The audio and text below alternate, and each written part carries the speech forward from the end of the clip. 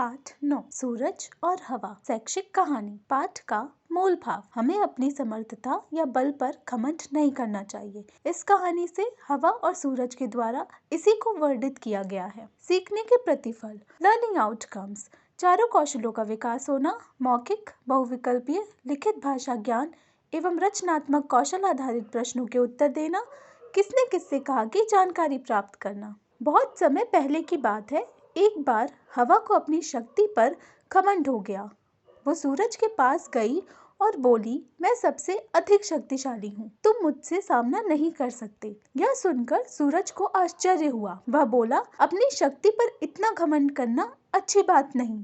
दोनों में इस बात को लेकर बहस शुरू हो गई। उसी समय एक राहगीर जा रहा था। उसे देखकर सूरज ने कहा, ठीक है, चलो एक प्रतियोगिता हो जाए। जो इस राहगीर के कपड़े उसके शरीर से उतरवा देगा वही अधिक बलवान होगा। हवा ने शर्त मान ली। पहले तुम अपनी शक्ति का प्रदर्शन करो। सूरज ने हवा से कहा। हवा ने कहा, ठीक है। अब हवा तेजी से चलने लगी। उसने सोचा कि अपनी तीव्र गति से राहगीर के कपड़े उड़ा के ले जाऊंगी, लेकिन राहगीर ने कसकर अपने कपड़े पकड़ लिए। हवा और तेजी से चलने लगी। हवा जितनी तीव्र गति से चलती, राहगीर उतनी ही जोर से अपने शरीर के कपड़े कसता जाता। बहुत प्रयास के बाद भी हवा उसके कपड़े उतरवाने में सफल न हो सकी। अब सूरज की बारी थी। वह तेजी से चमकने लगा। उसकी ऊष्मा से राहगीर को परेशानी होने लगी। उसको बहुत अधिक पसीना आने लगा और उलझन भी होने लगी। अत्यधिक गर्मी से परेशान होकर उसने अपने कपड़े उतार दिए। थोड़ी देर चमकने के बाद सूरज ने अपनी चमक कम कर दी, क्योंकि उसकी जीत हो चुकी थी और हवा हार चुकी थी। अब बताओ, कौन अधिक शक्तिशाली है? सूरज मुस्कुराकर हवा से बोला। हवा का सर शर्म से झुक गया। वह कुछ नहीं बोल सकी।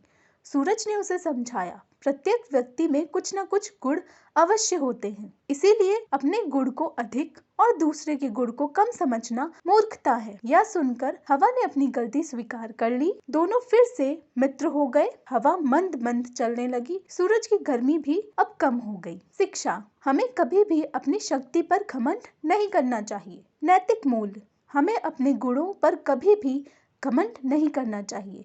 यह बुरी बात है। शब्दार्थ का ज्ञान। सामना, मुकाबला, शक्ति, बल, घमंड, गर्व, अभिमान, ऊष्मा, गर्मी, राहगीर, रास्ते से जाने वाला व्यक्ति, तीव्र, तेज, उलझन, बेचैनी, शर्म, लज्जा। वाचन, शुद्ध लेख, डिक्टेशन।